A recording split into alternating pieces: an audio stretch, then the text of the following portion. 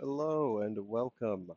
In today's video, we'll be using TanStack Query, formerly known as React Query, to retrieve, cache, and manage asynchronous data from the dog breed facts API and explore how to process API responses and display dynamic content effectively within a React application. So that's the underlying technology that we're using is React. Um, so to initialize, we are going to be using Vite, and one of the first things I did after getting the template set up with Vite was going into the main.jsx and importing query client and query client provide. I used a used query hook to fetch data from dog API breeds endpoint, and I tested that uh, on my server to verify that the breed names are showing up before moving on.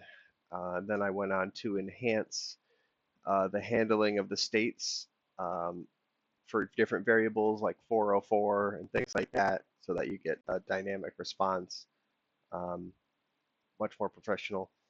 And uh, also, I updated the JSX file to display additional information about breeds, and I did that by creating a state selected breed ID to keep track of what the user clicks, and I set a dependent slash conditional query using TanStack Query that only runs when the selected breed ID is present, and that enhanced the app and utilized TanStack Query's automated caching. Um, so now let's take a look at the actual program. Um, Here you have the app.jsx with the use state imported along with use query from the TanStack React Query library. Try remembering that. And then you have import app.css. Um,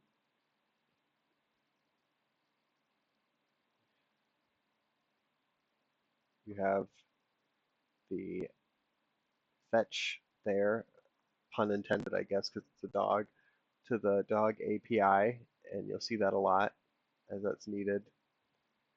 Um, if you have an error, it kind of handles all that for you. So that's managed, and it's done firstly. The main component, as you can see, is the selected breed ID and set selected breed. And then within that, you have all the breeds querying. Then you have the various states.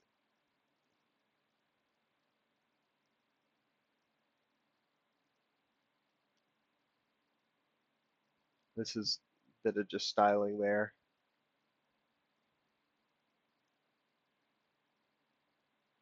There's a lot of data within the API, so just structuring the layout of it and using an API in an effective way with TanStack that allows you to auto cache can just speed up the process and make it a lot more seamless for the users.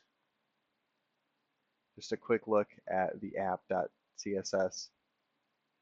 Some of the things we've done to get you excited about what you're going to see here in a minute.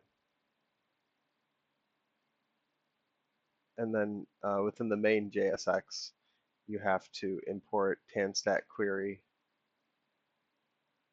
That's important. And you have to wrap your app within the provider dash app there, which is a bit tricky, I will admit. But it has its uses for auto caching and state management, and that's why people use this. So let's take a look at the server. There we go. All right, ignore the cat in the corner. um, Well, test number one, this is what the page loads. If you hit refresh, it continues to load. Scrolling works, that's an edge case there. Scrolls to the bottom. We even have a fun fact here at the bottom. That could be another test, just that the fun facts work. And you also have the various classes that are displaying. So I'll say that everything is displaying properly uh, is another test passed. It doesn't have a scroll to top, so that might be an edge case fail. There's no navigation, but it is a one page. Um, Another test here would be, does it actually load it?